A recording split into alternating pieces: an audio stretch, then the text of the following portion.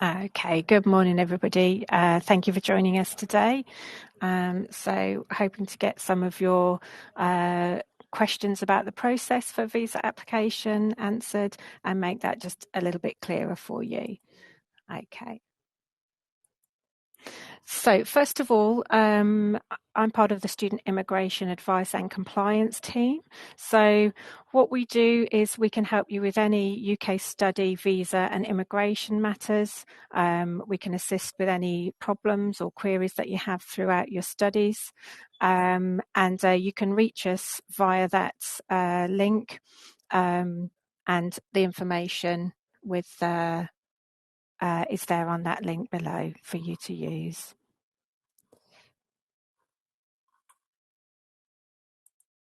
Okay, so we'll start off first of all with the first part of the journey for you, and that will be accepting your unconditional offer. And if you're on a course that needs ATAS clearance, they're normally subjects which might have some sensitive information shared between and processes shared between countries, like engineering and computer science. You will know if you need to apply for ATAS, but there is also information from departments about that. Okay, you would then need to be paying your deposit. And after that, you'll receive your CAS statement. So that's your certificate of acceptance for studies. And that proves that we've accepted you as a student and we're going to be sponsoring you on your student journey. So yeah, it includes a specific number and it has very important information for your visa application. You will need to use that in your application.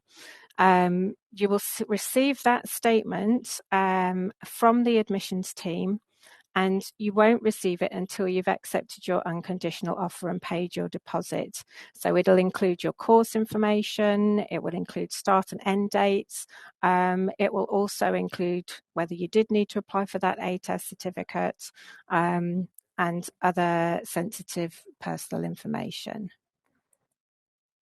Okay, so it's very important once you receive that offer that you pay your deposit. Okay, it's £3,000 for undergraduate and PGT students. It's important to note that no deposit will be required if you're funded with the US and Canadian loan system. After you've done that, you will then be sent an email. You can register an account, and that's that secure account. And you should check those details very, very carefully. So again, the sensitive details like your name, date of birth, you will be able to upload a copy of your passport as well. And there'll be some questions for you to answer there.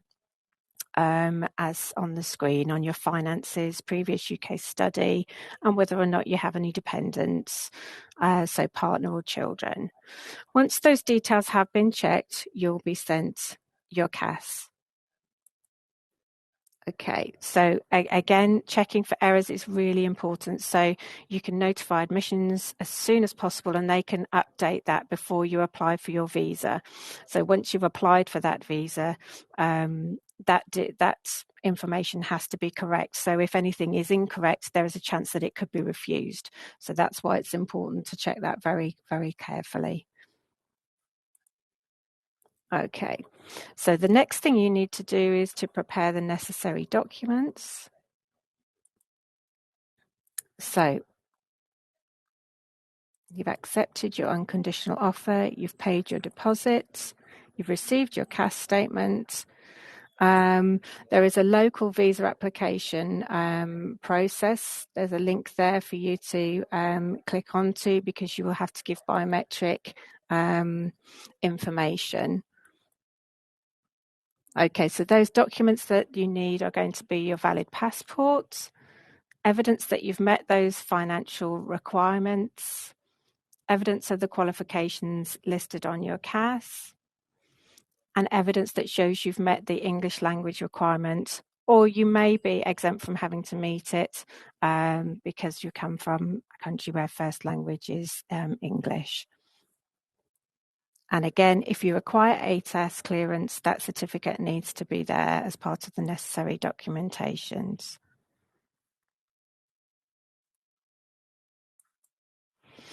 There are also some other information that you're going to need to show. It depends on which country you're applying from, but some students need to show that they've got a valid TB test certificate. So this will show that you're clear of TB. If you will be under 18, then there'll be some parental consent that's required, your legal guardian confirming relationship to you, and consent for your study and living arrangements in the UK. So that might as well involve some birth certificate or a certificate of adoption as well. Also, receipts for any tuition fees or any accommodation costs that you've already paid to your institution, if that information is not included on your CAS. So there will be a point which says tuition fees and says how many, whether you've paid those fees already. If any of your documents are not in English, they'll have to be translated and certified copies, certified translations. Okay, so for some countries, they're categorized as being low risk, and that means that you would not need to submit evidence of your qualifications or that you satisfy the financial requirements. Okay, but it's just as an extra to that, it is important that you will still have that evidence of qualifications and money, have that available just in case the UK Visas and Immigration team want to see some further evidence. So it could be after you've made your application, they then send a further bit of information just saying to you they would like to see some further evidence. Okay, so those countries are the ones below at the screen that are categorized as low risk.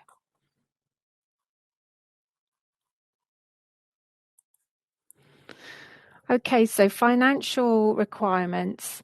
So you're required to have maintained £1,023 for each month of your course, up to a maximum of 9 months. So the calculation is done there for you. For tuition fees, your unconditional acceptance letter and your CAS statement will state the tuition fees for that first year of your course.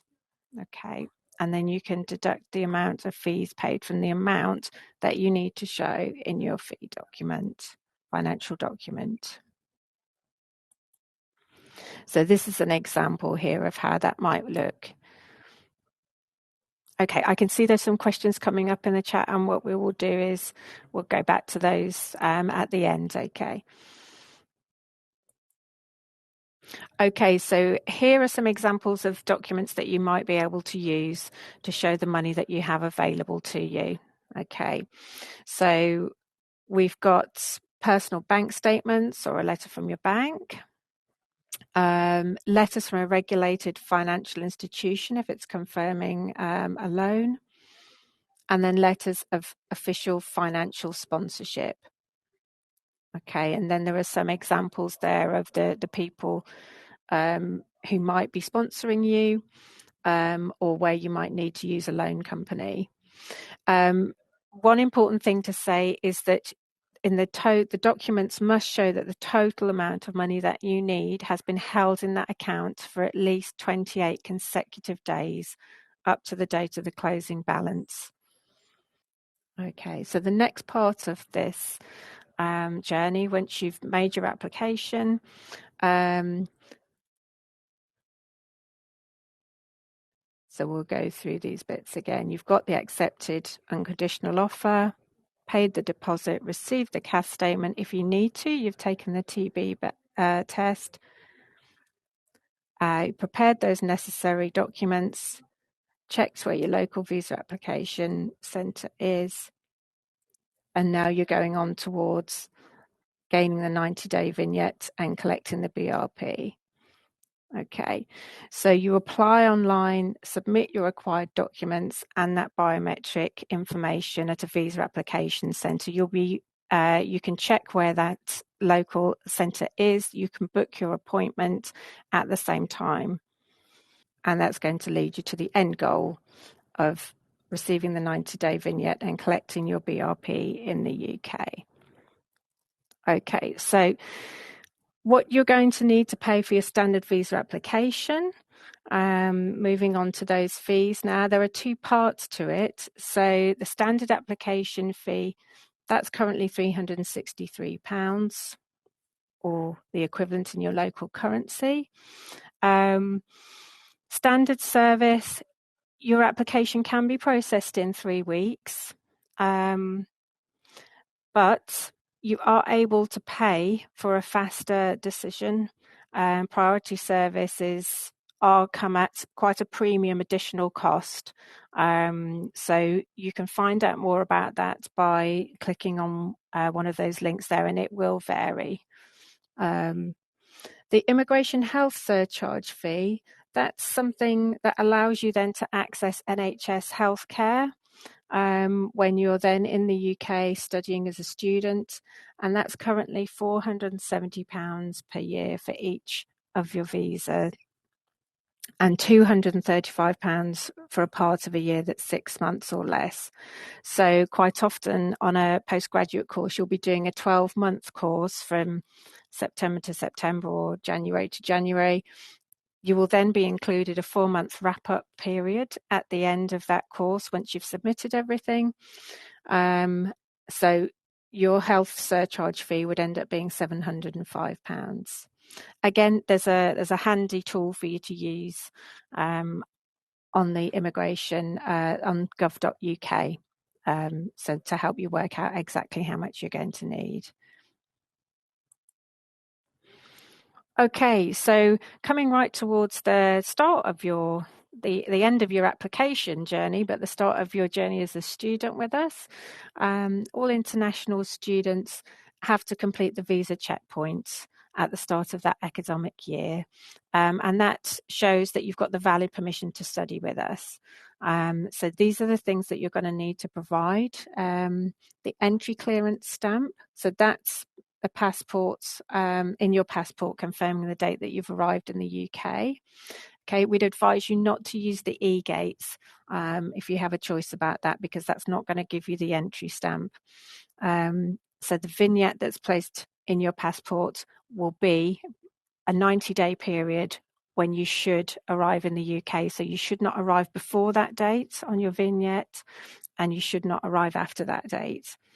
As you would not be a valid student.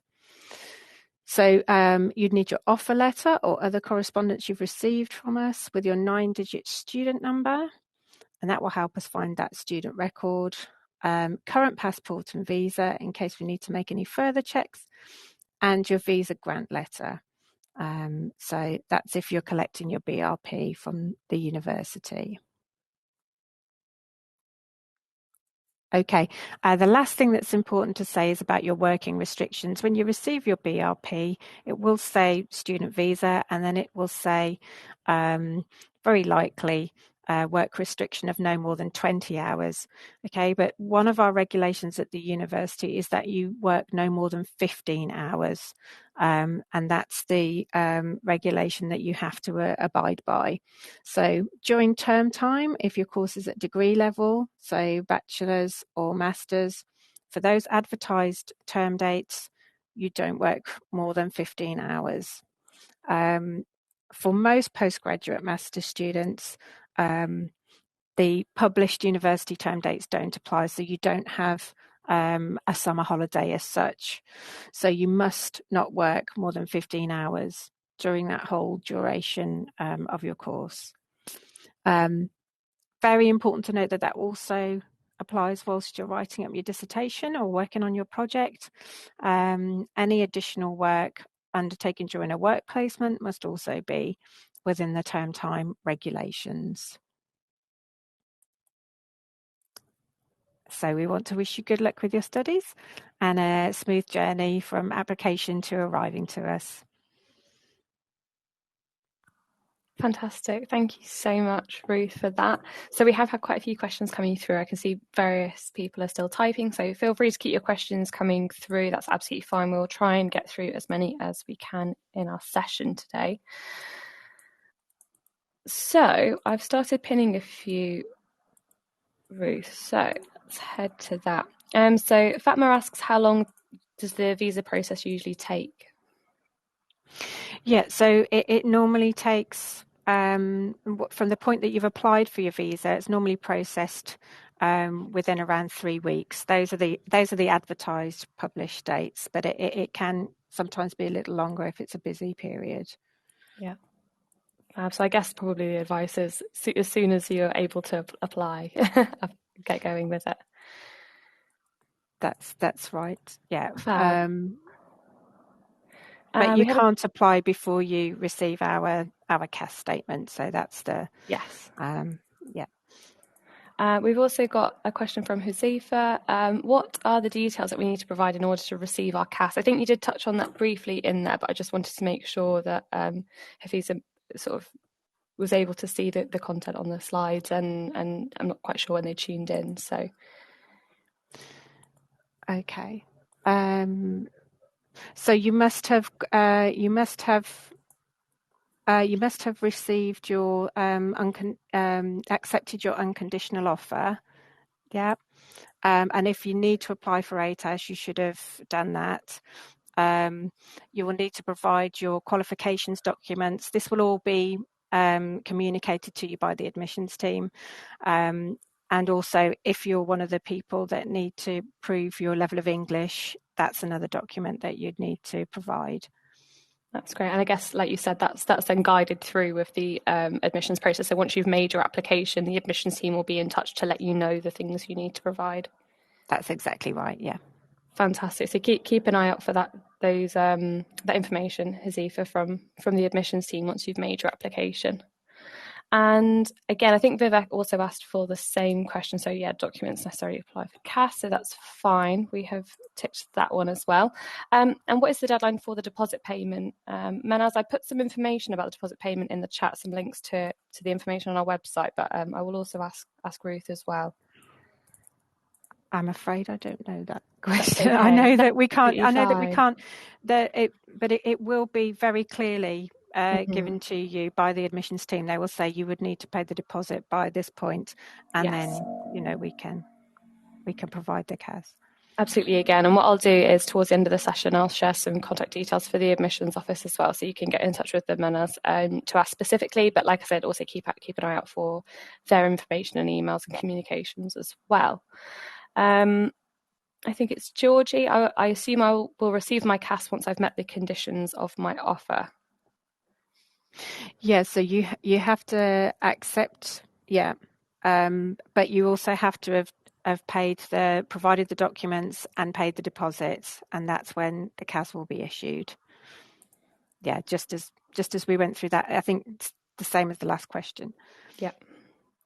And then, do we need to pay at least 50% of the fees before applying for CAS? I think it's 50%. It's £3,000. That was from slide 5. Yes. So I think I'm right in saying it is 50%. Is that right? Yep. So that's your deposit. In terms of your fees, I can put the information. I think it's on the links that we've shared as well. The fees and funding, paying your fees. That is on there. There are also some contact details on there as well, which I'll share with everybody. The fees and income team, and also their phone number and email address. So I'll share that very shortly as well. Just if you have any specific questions for that team, I can pop them on there. And Hazifa also asked, do we require evidence for financial requirements for the CAS as well, which I think you did also cover in your presentation, Ruth, but I wanted to double check. I was monitoring a few different things all at the same time. Yeah, so the financial requirements are when you actually apply for the visa. So provided you paid the deposit and what the university have required you to pay, once you apply for the visa, that's when you need to provide the financial evidence, unless you're exempt from showing that. But your application, when you apply online, will show you that. So that's having to say, show that you've got the living costs effectively for the maximum of 9 months for each month of your course. Fantastic. And then Fatma has asked, I have a conditional offer applied for Module E English course, so I assume I will finish the course before 1 month from starting the master's degree. Is there any delay to get CAS, as I will accept the offer after the course? So this is a pre-sessional English course. Okay. So it's a course transfer then? Is that? No, so I think it's a pre-sessional English course with the English language teaching unit. So I'm guessing Module E will finish before September comes around. Yeah. But I believe you can't get CAS until you've met the English language requirements. That's right. Yeah. So as soon as that would be part of the condition. So yeah, once you've met that condition, we can then process the CAS. That's great. I guess Fatma was asking about kind of that time difference between them. Is that generally quite a quick turnover from your side of things? Yeah, we normally we can issue the CAS once we've got all the documents. It can be quite a quick process for that to be, so that you're not starting your course late. No, that's great. That will be managed. Fantastic. And then we've got another question. I've applied for MSc with industry/placement, so my course will end in 2025. How much will the medical insurance cost? Should I pay for 1 year or 2 years? So I think the figures that you put on the slides were, we had one per year and then also for 6 months. I guess there may be a writing up period associated with that as well. I think I'm right in saying that you have to pay for the duration of your course. I think that's a further question that I'd need to come back on. I don't immediately know. Apart from using the online tool, that should be able to calculate for you what it would actually be. I'm assuming the industry, you will still be in the country during that course. So yeah, you'd need to calculate it from how long a year is, and if it's a 2-year course, you'd be paying the 2 years. Mm-hmm. Mm-hmm. That's great. So we have had a nice influx of questions come through whilst we were running through those, which is great. So Fatma has a question about the integrated master at the University of Leicester. So this is not the integrated masters with an undergraduate course attached. This is one where you do the pre-sessional English course that is joined with the University of Leicester. I think Fatma was asking in terms of the getting hold of the CAS and acceptance.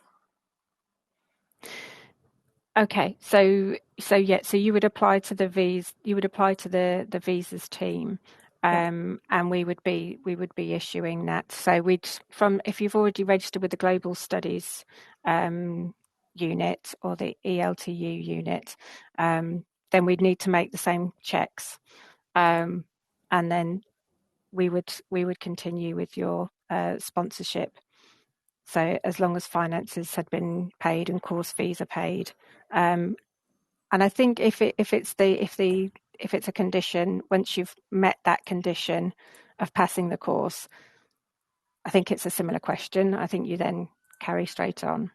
Yeah, that's great. So Vivek just wanted to confirm, so if I've received my CAS as of now, can I apply for the visa at this moment? You can apply, I think, 6 months, only 3 months in advance of the course. Yeah, so it would need to be 3 months in advance of the course that you can apply. That's fine. So Vivek, I would check with the admissions team the start date of your course. That should be on your portal when that's starting, and then within 3 months before that start date, then you're able to do that. I would have thought that the admissions team would direct you specifically a date to start applying. So for those requiring, is it ATAS and CAS, which one comes first? I think you went through this, but just to confirm for dates. You need to have the ATAS, so the CAS can't be issued unless you've got the clearance first of all. Yeah, so you need to be Perfect. approved. So yeah, thank you for your question, Derek. I hope that's cleared that one up. Mohammed, I think we've covered your question. So is the CAS issued a month prior to course commencement, or is the CAS issued as soon as the unconditional offer is accepted? I think we have covered that. So the CAS is issued once you've met the conditions of the requirement. Is that correct, Ruth? Yeah, and then you have to have paid the deposit and provided the relevant documents. So the English language and the qualifications. So that's probably part of the condition, isn't it? That's great. Sorry, some of these questions are quite similar, but I wanted to make sure that everyone's getting the information they need. So Matthew's asked a slightly different question, actually. Does the visa process differ if you finished your undergraduate degree at Leicester, or is it the same? So you're talking about applying to do a master's? Yes, yeah. So I guess if you've already been at the University of Leicester, you do effectively have to do the same process. You do have to do the same process again, okay. Yeah. Okay, that's great. I hope that's helped Matthew. So yeah, I've paid the initial deposit, but I haven't received CAS yet. By when should I expect my CAS letter? I would think if the process has already started, it shouldn't be too long for you. Yeah, they should be able to turn it around within 10 days, I would think. Yeah.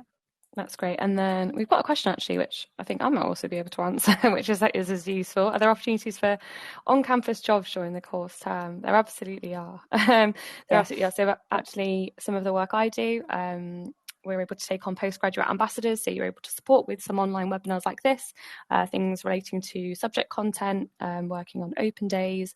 It's often very flexible work. And yeah, there are some opportunities to do that.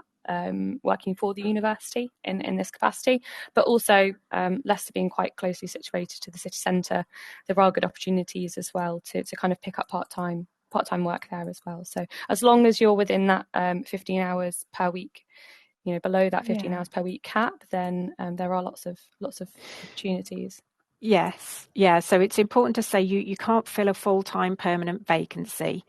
And you can't be self-employed or kind of engage in, business activity in that kind of way. So they are quite strict about certain things that you can't do. So you can't be employed as a professional sports person or an entertainer, or employed as a doctor in training, except on a recognised foundation programme. But aside from that, you can have those part-time and voluntary as well. You could get involved with voluntary work too.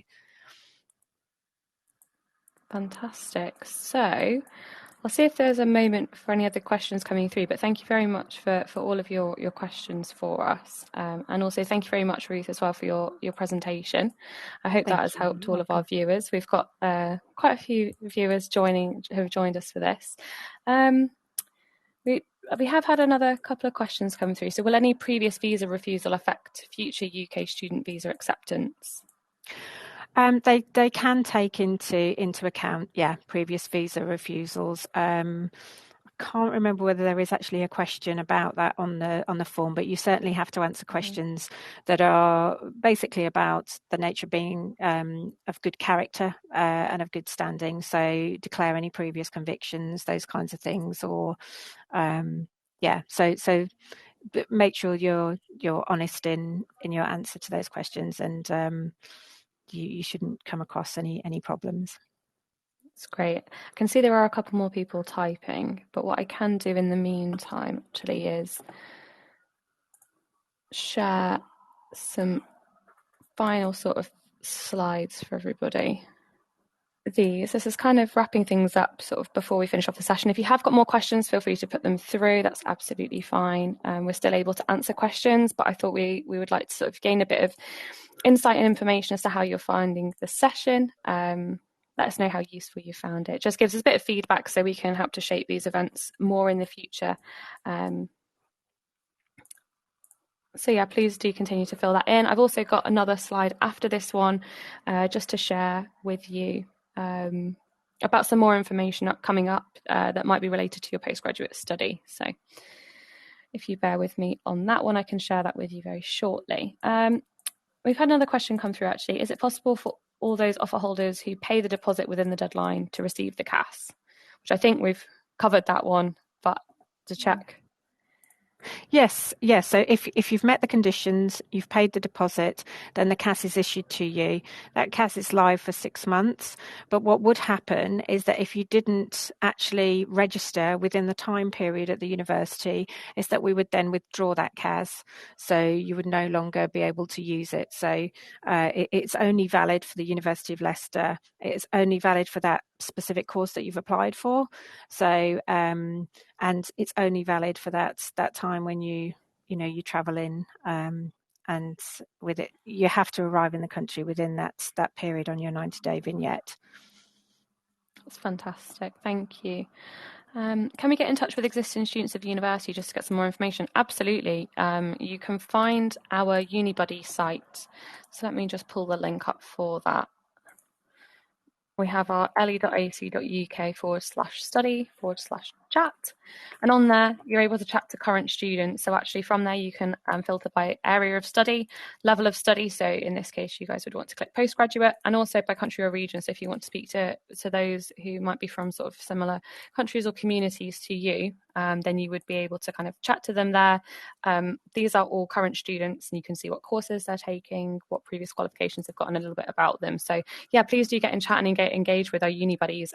It's not necessarily an instant chat. They will try and get back in touch with you sort of within 24 hours or so. But they're a really great source of information, as they're the ones who are currently studying at the University of Leicester. They're the vast majority of them are living in Leicester as well.